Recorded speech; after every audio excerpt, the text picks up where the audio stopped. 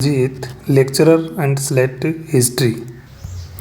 मैं आप सभी का आरपीएससी फर्स्ट ग्रेड इतिहास विषय के free of cost YouTube course में स्वागत करता हूं। वीडियो शुरू करें उससे पहले मैं आपसे 2 मिनट के लिए बात करना चाहता हूं, और यह बात उन स्टूडेंट्स के लिए बहुत ही महत्वपूर्ण है जो फर्स्ट ग्रेड की सीरियसली तैयारी कर रहे हैं। तो इस कोर्स में हमारा पूरा फोकस सिलेबस बेस्ड प्रिपरेशन पर होगा, यानी कि हम सिलेबस के अनुसार ही अध्ययन करेंगे। बड़े एग्ज़ाम की खासियत होती है कि इनका सिलेबस बहुत वास्ट यानी बड़ा रहता है, और इसमें जो महत्वपूर्ण बात होती है वो क्या पढ़ना है नहीं होती है, क्योंकि सबको पता है सिलेबस के आधार पर बुक्स अवेलेबल हैं। आप जितनी बुक्स लेके आना चाहें ले के आ सकते हैं, लेकिन महत्वपूर्ण बात है कि हमें कितना पढ़ना है। आपने बहुत सारे मोटिवेशनल वीडियो देखे होंगे जिसमें जो लोग हैं वो आपको बहुत सारे लेखकों तथा उनकी पुस्तकों के नाम गिनवाएंगे। अगर आप उनकी बातों को मान लेंगे तो आपके पास पुस्तकों का अंबार लग जाएगा। इन सब को पढ़कर जब तक आप अपने नोट्स नहीं बना लेते तब तक आप आजकल के जो ऑब्जेक्टिव बेस्ड क्वेश्चन पेपर होते हैं उनको क्रैक नहीं कर सकते हैं।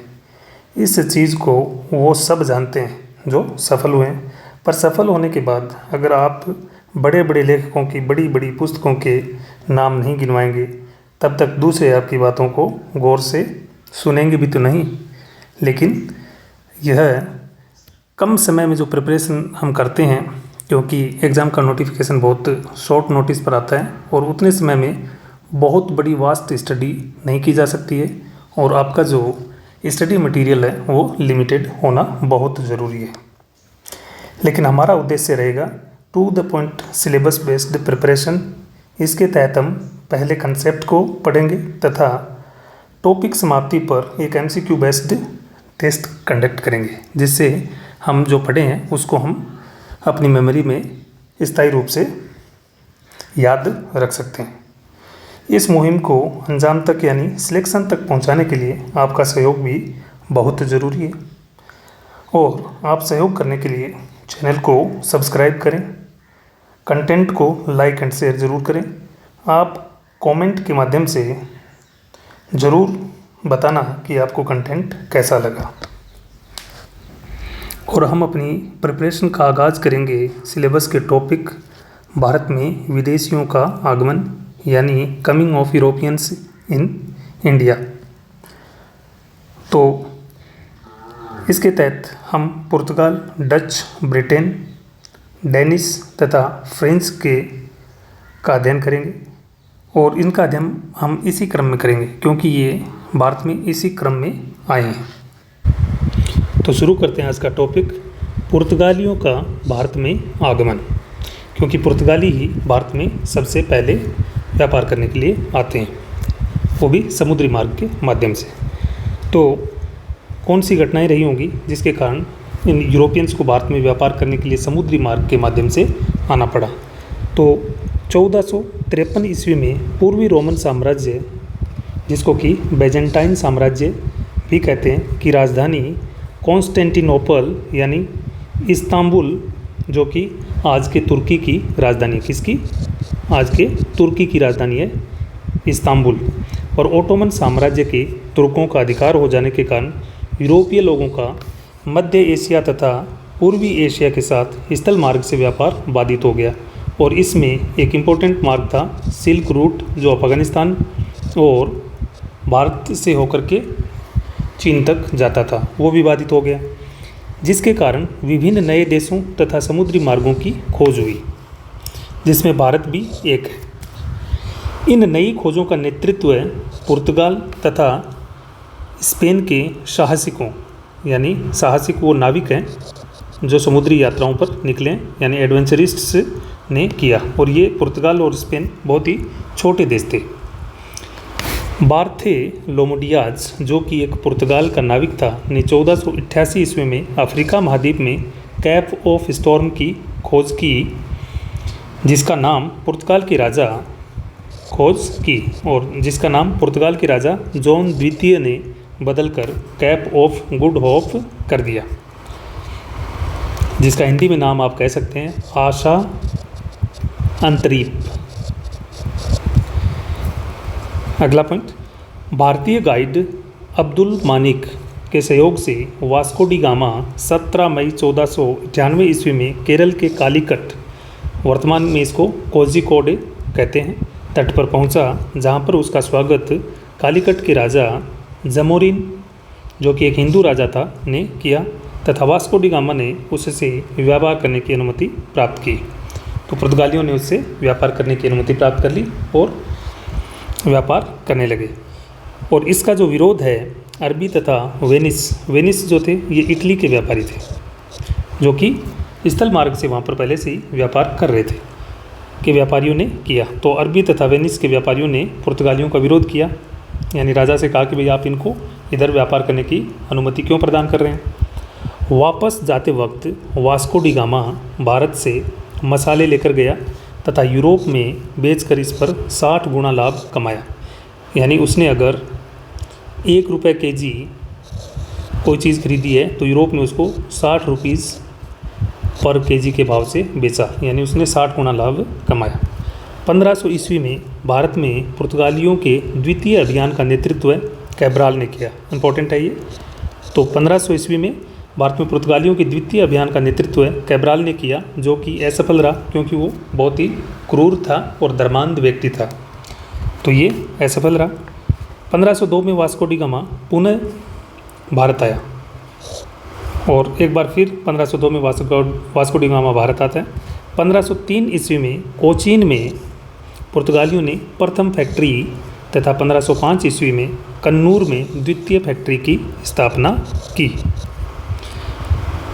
वास्को डी गामा भारत 3 बार आया। तो कई बार क्वेश्चन पूछ लिया जाता है कि वास्को डी गामा ने भारत की यात्रा कितनी बार की, तो 3 बार। 1524 ईस्वी में वह पुर्तगाली कंपनी का भारत में वायसराय बना तथा इस दौरान उसकी मृत्यु हो गई। वास्को डी गामा को कोचीन में दफनाया गया। तो 1524 में इसको वायसराय बनाया जाता है पुर्तगाली साम्राज्य का भारत में, लेकिन वो जल्दी ही उसी वर्ष मर भी जाता है। पुर्तगालियों का प्रथम वायसराय फ्रांसिस्को डी अल्मीडा, जो कि 1505 से 1509 तक वायसराय रहा, ने ब्लू वाटर पॉलिसी को लागू कर भारत के अंदरूनी मामलों में हस्तक्षेप नहीं किया तथा अपना संपूर्ण ध्यान समुद्री मार्ग पर पुर्तगालियों के अधिकार पर लगाया कि भाई समुद्री मार्ग जो है उस पर पुर्तगाली अपना अधिकार करें और विभिन्न देशों से और जो कि समुद्री मार्ग के माध्यम से व्यापार कर रहे थे उनसे कर वसूल करें। भारत में पुर्तगाली साम्राज्य को एस्तादो दा इंडिया कहा गया। क्या कहा गया? एस्तादो दा इंडिया कहा गया। 1508 ईस्वी में चोल के युद्ध में तुर्की, मिस्र तथा गुजरात, ये सारी की सारी मुस्लिम राष्ट्र हैं सारे, और उनकी जो सेना थी मुस्लिम सेना थी। तो तुर्की, मिस्र तथा गुजरात की 9 सेनाओं ने अल्मीडा को बुरी तरह पराजित किया। तो इन सब ने मिलकर के अल्मीडा को 1508 में पराजित किया, लेकिन 1509 ईस्वी में अल्मीडा ने उनको हराकर अपना वर्चस्व स्थापित किया। पुर्तगालियों का भारत में द्वितीय वायसराय अल्फांसो डी भी बोलते हैं और तो अल्फांसो डी अल्बुकर्क था, जिसे भारत में पुर्तगालियों का प्रथम वास्तविक संस्थापक यानी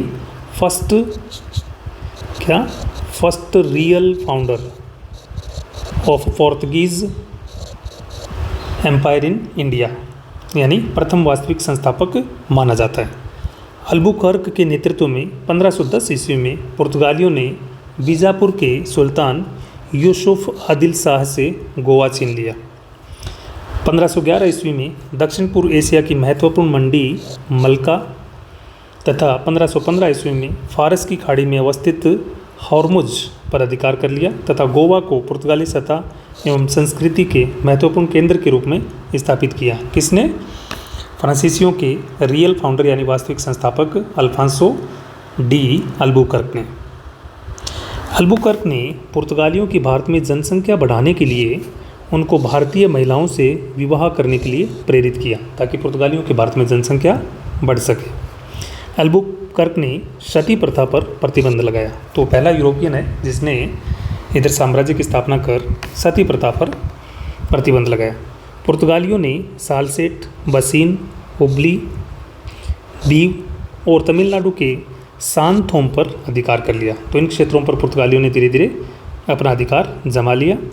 पुर्तगाली वायसराय नुन्हा डी कुन्हा के वक्त 1530 ईस्वी में गोवा को पुर्तगालियों ने भारत में अपने साम्राज्य एस्तादो दा इंडिया का क्या किया, राजधानी बनाया। तो इम्पोर्टेंट है कि पुर्तगालियों ने अपने साम्राज्य की राजधानी किस गवर्नर जनरल के नेतृत्व में 1530 में गोवा को बनाया, तो नुन्हा डी कुन्हा के नेतृत्व में। अकबर ने पुर्तगालियों को हुगली व शाहजहाँ ने बंदेल, जो कि पश्चिम बंगाल में है, में व्यापार करने की अनुमति प्रदान की। अकबर की मुलाकात पुर्तगालियों से खंबात की खाड़ी, जिसको कि इंग्लिश में कैम्बे भी बोलते हैं, क्या कैम्बे में हुई। अकबर के जहाज़ों से भी पुर्तगाली कार्ड्स नामक समुद्री कर वसूल करते थे। तो कार्ड्स क्या है, ये एक सी टैक्स है कि समुद्री कर। तो कार्ड क्या है, समुद्री कर है, जो समुद्र के माध्यम से, जहाज़ों के माध्यम से जो व्यापार होता है उन पर पुर्तगाली उनकी सुरक्षा के लिए कर लगाते थे। चटगांव बांग्लादेश, बंदरगाह को पुर्तगाली पोर्टो ग्रांडे या महान बंदरगाह के नाम से पुकारते थे। औरंगजेब ने चटगांव में पुर्तगालियों को दंडित किया था। पुर्तगाली भारत में लाल मिर्च, हल्लू, तंबाकू, अफीम, काजू, अनानास आदि की खेती शुरू की। तो पुर्तगालियों ने भारत में इन चीज़ों की प्रथम बार खेती शुरू की। पुर्तगालियों ने भारत में 1556 ईस्वी में प्रिंटिंग प्रेस की स्थापना की। तो भारत में जो प्रिंटिंग प्रेस का जो आविर्भाव हुआ है वो पुर्तगालियों के माध्यम से हुआ। प्रथम पुस्तक जो उनकी छपी वो थी जड़ी बूटियों की पुस्तक।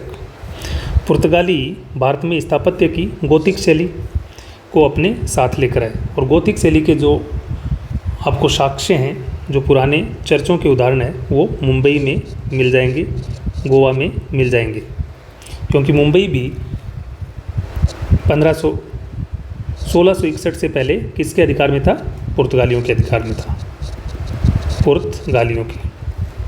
आगे देखते हैं। 1580 ईस्वी में पुर्तगाल पर स्पेन ने अधिकार कर लिया।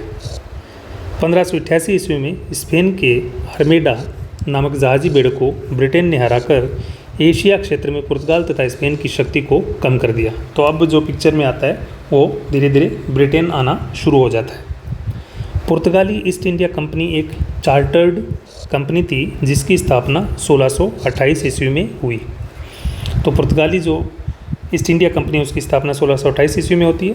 एशिया के साथ व्यापार करने के लिए की गई तथा 1633 ईस्वी में इसे भंग कर दिया गया। 1639 ईस्वी में मराठों ने पेशवा बाजीराव प्रथम के नेतृत्व में पुर्तगालियों से सालसेट और बसीन छीन लिया। ये बहुत ही इंपॉर्टेंट है कि 1639 में पेशवा बाजीराव प्रथम है वही पेशवा थे, और उन्होंने पुर्तगालियों से सालसेट और बसीन जो कि गुजरात में थे उनको छीन लिया। 1661 ईस्वी में पुर्तगालियों ने अपनी राजकुमारी कैथरीन बर्गेंजा की शादी में राजा चार्ल्स द्वितीय की शादी ब्रिटेन के राजा चार्ल्स द्वितीय के साथ की तथा मुंबई को दहेज में दे दिया। तो पुर्तगालियों की राजकुमारी जो कैथरीन बर्गेंजा थी उसकी शादी ब्रिटेन के राजा चार्ल्स द्वितीय के साथ 1661 में होती है, और उस शादी में पुर्तगालियों ने मुंबई को क्या है दहेज के रूप में अंग्रेज़ों को दे दिया, जिसे 1668 ईस्वी में राजा ने ईस्ट इंडिया कंपनी को 10 पाउंड वार्षिक किराए पर दे दिया। 1668 में ये मुंबई ईस्ट इंडिया कंपनी के कब्जे में आ जाता है।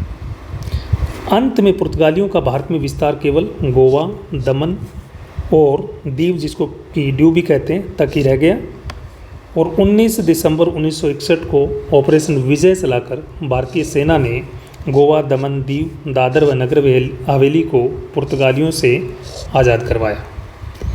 और पुर्तगालियों का जो ये भारत में जैसे 1498 में आते हैं और 1961 में वापस जाते हैं, तो ये जो काल है ये सबसे लंबा है। तो सबसे ज़्यादा समय तक भारत में टिकने वाली विदेशी कंपनी या विदेशी कौन थे, ज़्यादा समय तक टिकने वाले पुर्तगाली थे। तक टिकने वाले, क्योंकि ये 1961 में भारत छोड़कर जाते हैं, जिसको कि एक सैनिक कार्रवाई के माध्यम से इनको भारत से खदेड़ा जाता है। और उस ऑपरेशन का जो नाम था वो था ऑपरेशन विजय। अगर यह वीडियो आपको अच्छा लगा है तो इसे लाइक, शेयर एंड सब्सक्राइब करना ना भूलें। और इसी प्रकार से अगर आप टॉपिक वाइज लिमिटेड कंटेंट पढ़ना चाहते हैं तो चैनल को सब्सक्राइब करें, ताकि आपको आगे वीडियो आबाद रूप से मिलते रहें। Thanks a lot.